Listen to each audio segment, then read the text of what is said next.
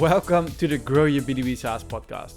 In this podcast, we cover all topics on how to grow your B2B SaaS, no matter in which stage you're in.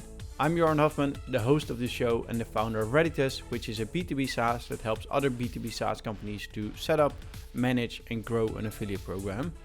Being a founder myself means I'm going through the exact same journey as you are, experiencing the exact same issues, and probably have the exact same questions. And this is why I started the podcast in the first place. Get advice from industry experts on how to grow my B2B SaaS. So if you like this content, make sure to subscribe, follow, give it a thumbs up. Let's just dive in. In today's episode, we're going to talk about how to turn discovery calls into customers, meaning how can you improve your conversion rates from demos to actual paying clients. My guest today is Chris Orlob. Chris is the CEO of PClub, an online learning platform to increase your sales skills. Next to running PClub, he's the co-founder of Quota Signal, an advisor at DemoStack, and an early-stage investor in multiple startups. With his investments and advisor roles, he focuses on refining the go-to-market motion and building up repeatable sales processes, which help you to scale to 100 million and beyond. So I'm really happy to have him on the show. Welcome to the show, Chris. Yeah, thanks for having me here. I always start with a really Dutch, blunt question. Why should people listen to you today? When it comes to selling and marketing software as a services or most B2B selling, then I like to think I have something to say. I think what I'm best known for is helping grow a company called Gong.io from a little less than $200,000 in revenue, which is when I started at the company, to a little over 200 million by the time I left over about a 5.5 year span. So that's probably what I'm best known for. And then I started PClub 18 months ago with my co-founder, and we're already at a few million in ARR. So at least this realm of life, when it comes to growing SaaS startups and other B2B startups, I have some things to say. Nice. Love the intro. We're going to start with the real basics. You did you grew your companies, right? Or Gong first and now your own company. It all starts with a discovery call, right? If you would explain in your own words, what does a discovery call mean to you? I think it's typically like the first scheduled meeting you have with a potential customer where you're both trying to sort out whether there's grounds for a mutual fit. Discovery, it can't always just be pure discovery. You're going to have to give some information to the customer because if the purpose is to understand, should we have a next logical step, they need to learn something about you in addition to you learning a lot about them. So really the purpose of discovery is to understand the need, the pain, the challenges that's driving your customer to want to have a conversation with you to begin with, and asking them potentially some thought-provoking questions that make them think a little bit, right? There's discovery to gather information, which has a place, and then there's discovery to get your customer to think, which actively creates value for them within the sales and within the buying cycle. So that's how I would define a discovery call. Maybe then one follow-up question, like those thought-provoking questions, right? Is it then also already, I might go a bit further already, but to create a problem in their mind, as in to really think about, oh, we actually have a problem? I think that's one way you could do it. I think another way is asking them questions that get them to think about the ripple effects of the problem, that maybe they haven't appreciated that before. And another one is questions that challenge them on a root cause of the problem. Right. So if they've got like some challenge and you say, why do you think that's happening? And they give you an answer, there's a lot of value in bantering with your buyer on what's actually causing the problem. Because if you both agree that the problem is big enough to act on, then a lot of the work comes down to accurately diagnosing the root cause of that problem. Because that's going to dictate what solution people purchase. The size of the problem doesn't always dictate what solution is purchased. It does dictate that a solution is going to be purchased. But the root cause, or I should more accurately say the perceived root cause, dictates what people buy. So here's an easy example. If you're driving your car and it breaks down, right, just stops working, whatever caused the car to stop working is what you're going to buy to fix it. So if the battery died, you're going to go buy a battery. If you ran out of gas, you're going to go buy some gasoline. If your transmission failed or your engine failed, you're going to get a mechanic to fix it accordingly. But if all you did is stop at, oh, I've got a huge problem, my car died, and you don't co-diagnose the problem with your customer, you're probably just creating a purchase opportunity for some other salesperson. Yeah. Yeah, love it. And the other thing I want to get out of the way before we really dive into the topic, did some research on you, and you talk also about that your potential buyers create like a mental image, Could you elaborate on what in your words that is basically them creating a mental image in the discovery phase? I think that happens not just in discovery, and not even just the entire sales process. That's really the basis of human communication, right? If you think about it, it's actually a miracle that anybody communicates accurately with anybody else, right? Even the conversation we're having right now, I have mental pictures going on in my head, and I'm saying words to try to describe what's happening in here right now. Now, you're receiving my words, and you probably assign a little bit different meaning and mental pictures to the words that are coming out of my mouth. And so the mental pictures both you and I have right now, right, what's going on in mine and what's going on in yours based on the words I'm saying, are probably different, right? So if you think about that, like that's a nerdy like communication like case study, or I guess it's not the right word. But when you think about it, it's a miracle that humans are ever on the same page on anything. When it comes to discovery, there's a lot you can do. Actually, let me back up and say one more thing about mental images.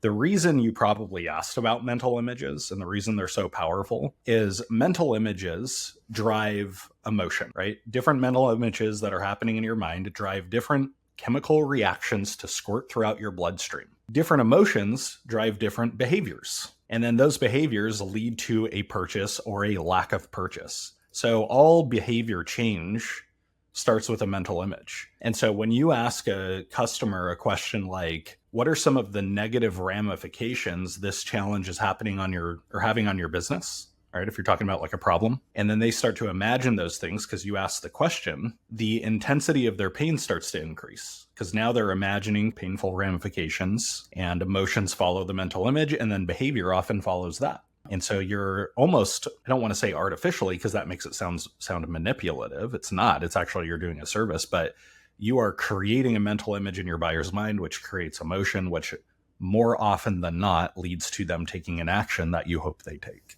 You make it sound easy, right? But I think a lot of companies are doing it wrong. So I think it goes really well into the next question. What is the most common mistake companies make while doing discovery calls?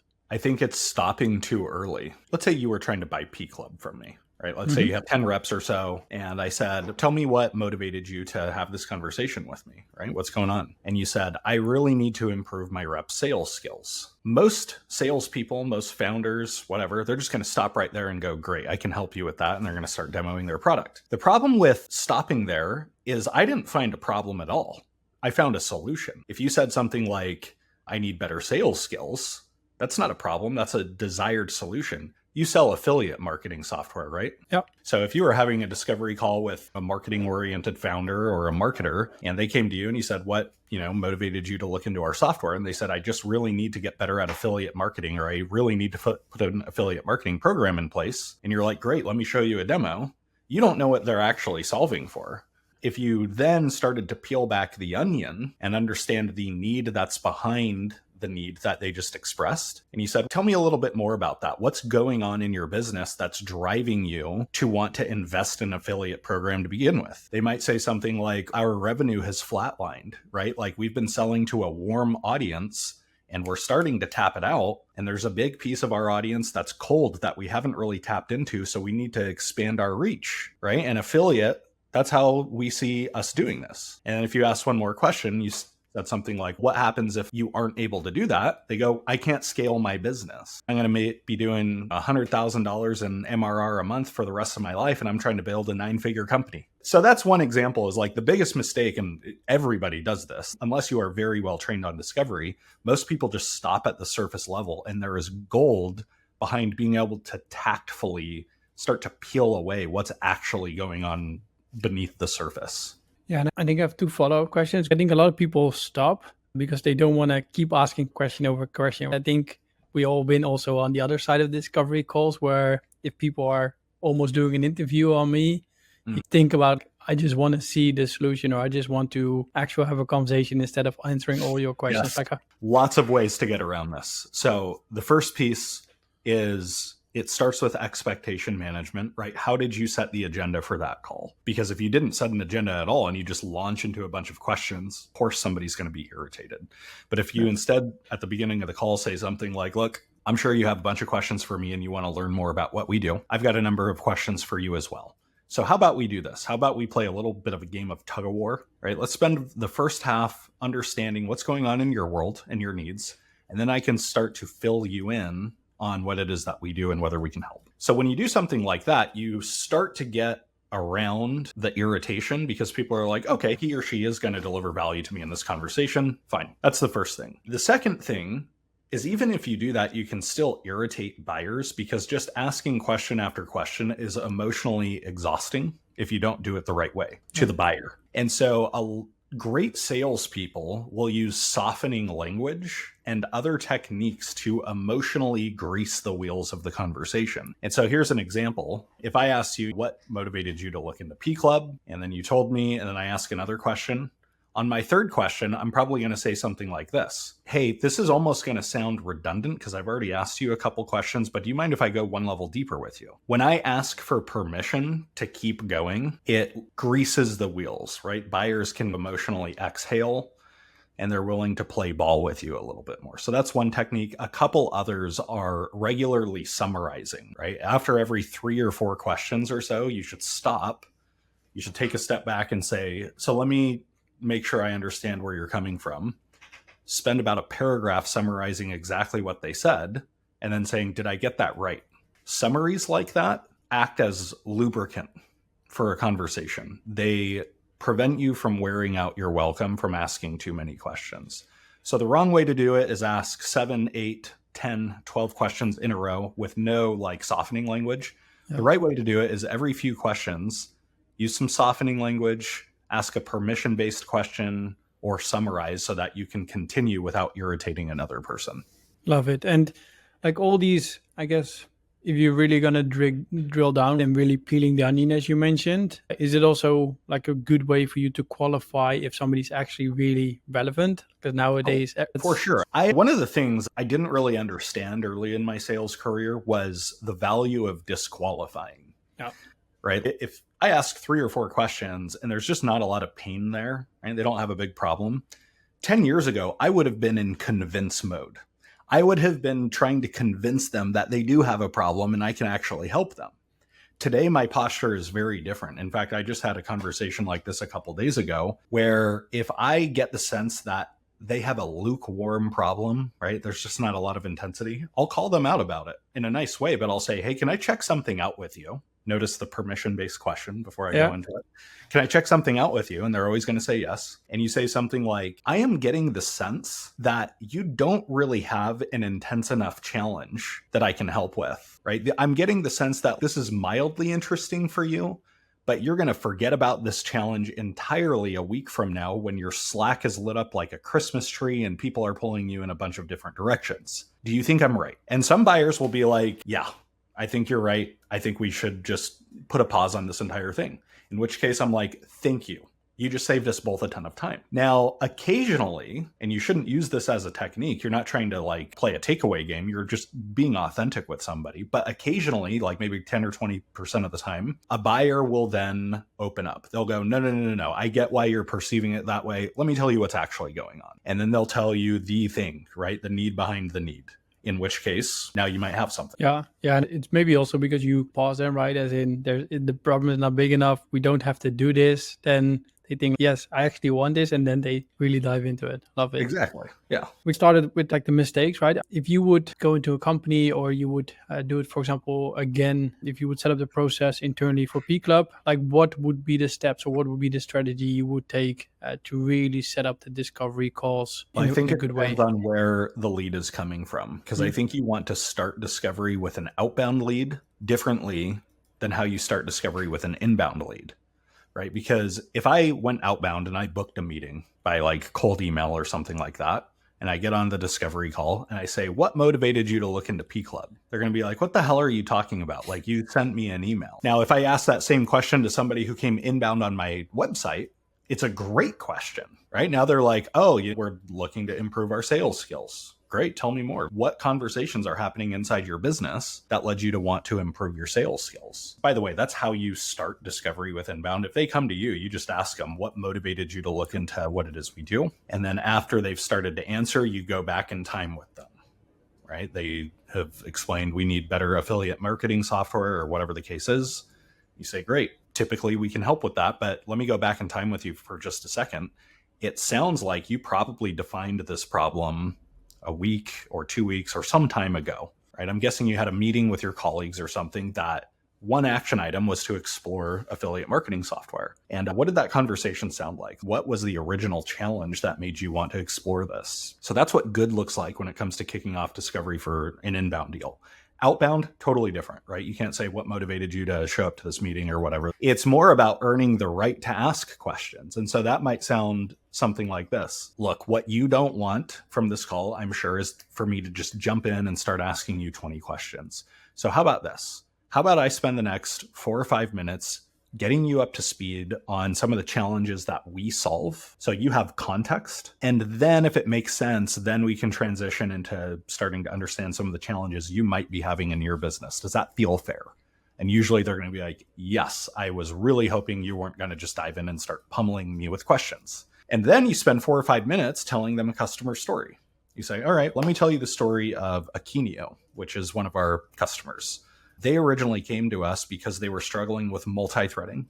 They were struggling with running closing motions. They were struggling with this, that, and that. And as a result, they had $500,000 in Q3 deals that were supposed to close slip into Q4. Now, the short story is after working with us, they went through a number of our training programs and courses, and their VP of sales attributed a 30% increase in bookings to what the reps learned in PClub. Anyway, enough about us and the challenges we solve and some of our customers. Tell me what's going on in your world, right? So when you tell a customer story in a way that your buyer can see themselves in, they're like, oh, we're struggling with multi-threading. We're struggling with closing motions. I just had a bunch of deals slip at the end of the quarter. And it feels like you're peering into their soul a little bit. And then you ask, anyway, enough about us, like, tell me about your biggest challenges. Now they will engage with you, right? If your story was resonant, very different motion doing discovery with an outbound deal, at least in a world-class way, than doing discovery with an inbound deal. I'm going to use your technique. So make sure you indeed look at outbound and inbound, completely different. Outbound, earn the right to ask questions, 4 to 5 minutes, challenges you solve, and then ask the question after, or questions after, and then ask, does that sound fair? So you give them the idea, like you want to walk them through it, tell them a customer story, mention the challenges which they encounter as well, so they can resonate with it, give them results with numbers, and then ask them the question, tell me what's going on in your world. And then when you move to inbound, basically always ask the self-attribution question, what motivated you to look into us? And then go back in time and then ask, what is the original challenge? What made you to look into us? That's right. This podcast episode is sponsored by Reditus. Reditus helps B2B SaaS companies to set up, manage, and grow an affiliate program.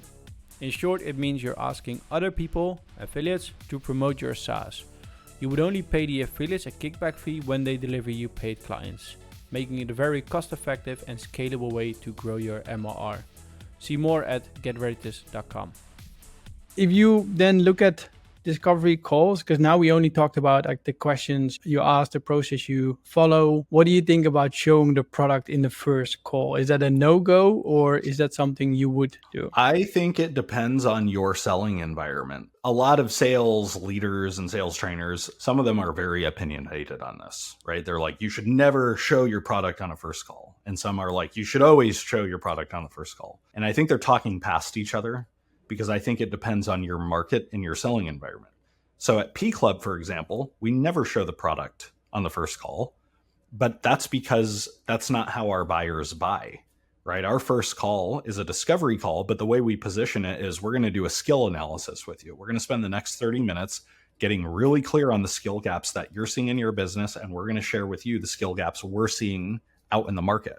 Now, at the end of that call, we're going to schedule a next step if it makes sense to, which is then to show you how we can solve some of this with our learning platform, right? And that works every time. Now, there are some businesses, like if you're creating a new category, like we did at Gong, where it does make sense to give them like a 4 or 5 minute teaser demo at the end of the first call, right? You want to whet their appetite a little bit, because if you don't do that, either they're going to be annoyed that they didn't get any value, or they might just not show up to the next call because you didn't really give them a reason to. And so that's a long way of saying I think it depends, but I think you can get a sense for what works for your sales cycle very quickly. What I wouldn't do is listen to people who have a dogmatic opinion on that, right? As soon as you hear somebody say you should never show product on the first call, or you should always show product on the first call, it's hard to listen to anything they have to say after that, because they're not respecting your market dictates whether you should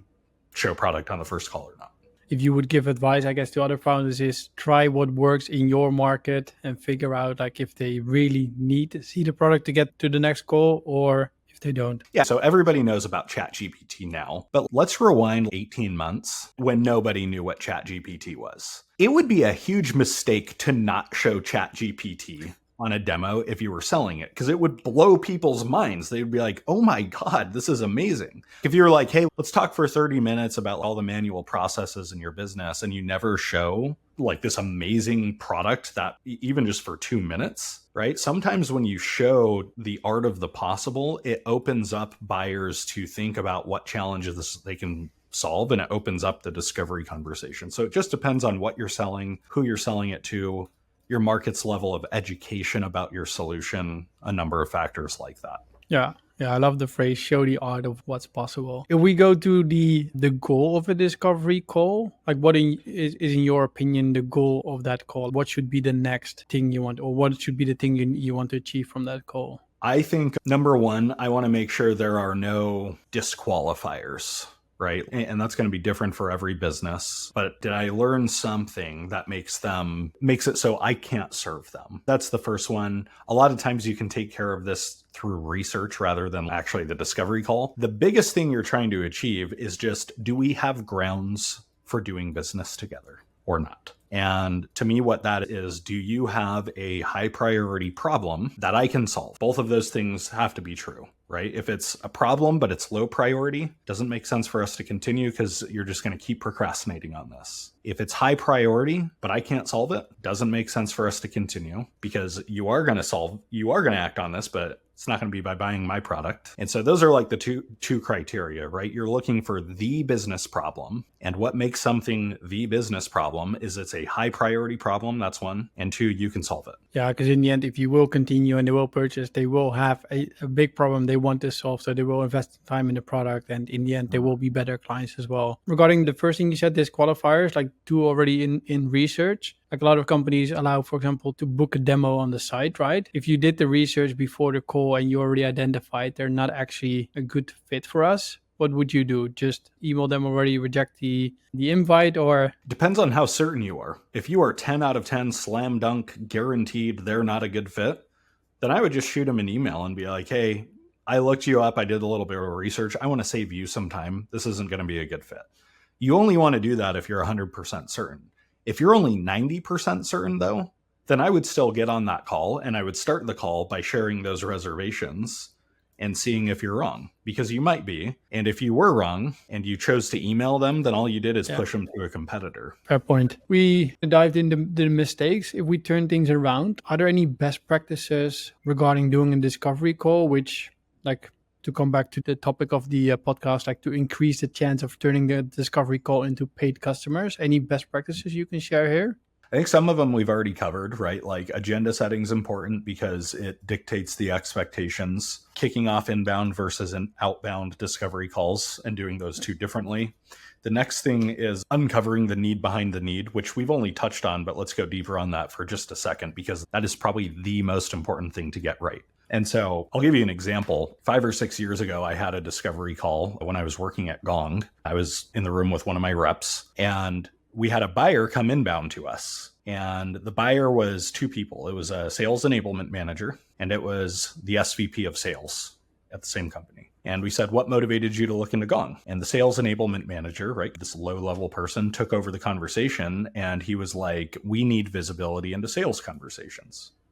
Now, most salespeople would stop there and they would be like, awesome, let me show you Gong. So instead, we peeled back the onion. We said, great, what's driving you to crave visibility? What's going on that's making you want visibility in the first place? And he said, we're not very good at selling to power. So we need to coach our reps up on their ability to sell to power. Now, we still didn't stop. We said, okay, I totally get why you would want to do that. Selling to power, accessing the economic buyer, super important. What is telling you that this is an issue though? Because you already said you don't have visibility. And so like, how do you know this is the issue? And they said, our sales cycle is 3 months longer than it should be. Our sales cycle is 9 months long and our annual operating model says it should be 6 months.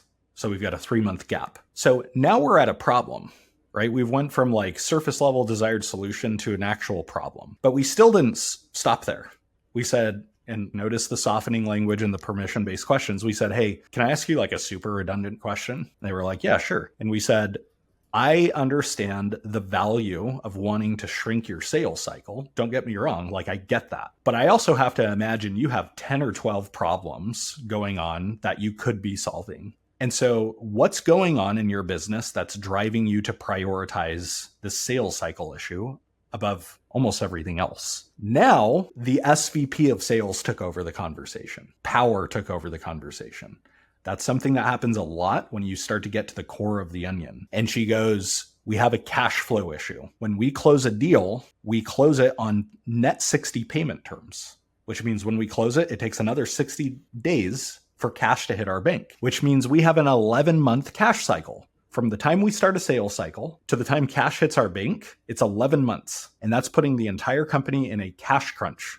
And if we don't fix this, we're going to have to go raise capital in a bridge round, which will disintegrate millions of dollars of valuation in our company. That is a problem. That is a problem that is urgent and that people are willing to spend a lot of money to fix. Their willingness to pay was higher, their urgency was higher, and yet most salespeople would have stopped at, oh, you need visibility into your sales conversations? Cool, let me show you a Gong demo. And then that customer would have gone dark because there was no urgency or anything like that.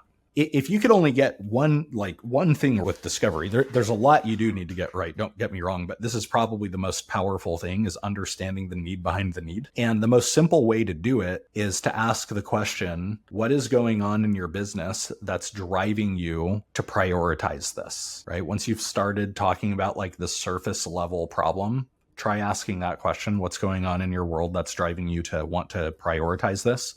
You will get very interesting answers from people, right? Half the time they'll laugh. Half the time they'll chuckle to themselves and be like, yeah, let me tell you about the train wreck that's going on in my business right now, which is what you want, right? You're here to solve problems. Yeah, and I think especially what you said at the beginning, right? The agenda setting, that's going to be really important. So you can really start peeling the onion, as you mentioned. Like I love it. Because in the end, I think you asked 4 follow-up questions to get from visibility to the actual problem. So you need to get that buy-in from the beginning. Yeah. That's really nice. And very few customers articulate it right off the bat. I don't know why that is. Maybe it's just how humans form their thoughts. Maybe 5% of customers know exactly what to express and you can cut to the chase. Most of them don't do it though. No, I think it's in every conversation, right? You just stay high level at the beginning, and the more, I guess, somebody shows interest, the more you're actually going to explain. You're not going to put your entire feelings on the table at the beginning. That's why we have this conversation. We can dig deeper and deeper. Totally. Nice. If a SaaS company thinks now, this is great, like we should definitely implement this. It sounds easy, right? But they're definitely going to walk into challenges. Any challenges you probably see that they're going to face, and any ideas to help them overcome those? The biggest thing is you are going to fail the first time, you probably 5 or 6 times you try this stuff, because it takes a lot of practice. I like to say you need to get the marbles out of your mouth. So I would try one thing and I would do it 6 times in a row before trying the next thing. Take one idea you learned in this, try it 6 times. It usually takes 5 or 6 times to finally get comfortable with one new behavior. And then once you've gotten the hang of it, then go try the next thing. But I would almost answer the question differently than how you asked it. You're like, what should people be aware of? How can you help them avoid mistakes trying this? I would just suggest you're going to make mistakes. It's going to be uncomfortable and you've just got to accept that. And that's the pain and discomfort you need to go through to master this skill. Love it. In the end, to create a good habit, you need to fail and you just keep doing it. And in the end, you get better at it. That's right. If you look at the future of doing discovery calls? Because I think a lot of is changed, like especially in the last years or in general, maybe even. What do you think is going to be changing of the future of doing discovery calls to actually closing a client at the end of the funnel? Yeah, this change is already underway, and it's been underway, is you need to find out how to create value during the sales cycle instead of just communicate value, right? Most salespeople just communicate value and gather information. They ask a few basic questions, then they tell you about the product. That's communicating value, but you can do that on a video or other pieces of technology. The way to create value is to ask thought-provoking questions. It's to banter with your buyer on the root cause. It's to help your buyer avoid landmines in their decision-making process. By the way, that one's really valuable because most salespeople have sold their product like dozens or hundreds of times. So they've seen this movie before. Most buyers are buying your product for the first time ever. They don't know what traps are waiting for them when it comes to selling something internally and going through a buying process. And so if you're the guy or gal who can say, hey, can I tell you how this usually goes from here and what we should try to do and what we should try to avoid? Now you're a valued consultant. If all you do, though, if you don't do any of that and you're just like, hey, let me know when you want to move forward and let me know when you get your shit figured out when it comes to your decision process, then you're not valuable. You're not shepherding your buyer through a buying experience. Yeah, I think this is really valuable. And especially, as you mentioned, if you do so many calls, it's really easy to go to the questions and explain, but not really taking them by the hand and showing them step for step the things they need to do and the things they need to avoid to actually move forward. Yeah, I'll give you a super concrete example. When we have a discovery call with a VP of sales and they're like excited about seeing a demo on the next call and they go, I'm excited about this. Let's schedule it. Do you mind if I bring like my peer to the call? Can I bring my head of enablement or something? My guidance to them is no, let's not do that yet. And here's why. I don't always say this to them, but if you guys are seeing the demo for the first time, both of you, that means you're evaluating me. And that means you're not going to be on my side. Instead, I want to have just a demo call with you and only you, get you bought in, and then let's have a demo with some of your peers. Because now when we go into that room, you're already sold on what we do. And now you're going to be advocating for me, even as they object. If I didn't do that, now I'm just walking into a meeting where I'm going to be dealing with a bunch of objections, including objections from somebody who could have been a deal champion for me. So I'm not saying you should do that or anybody listening should do that. I'm saying there is advice you can give buyers that only you know that can make their buying experience go much more smoothly. And as a result, your sales process goes more smoothly and you close that deal faster and bigger and better. And is this typical happening with bigger ACV deals or deals with multiple stakeholders? Not huge deals, right? Like definitely true for huge deals, but like I do that for $20,000 deals. Nice.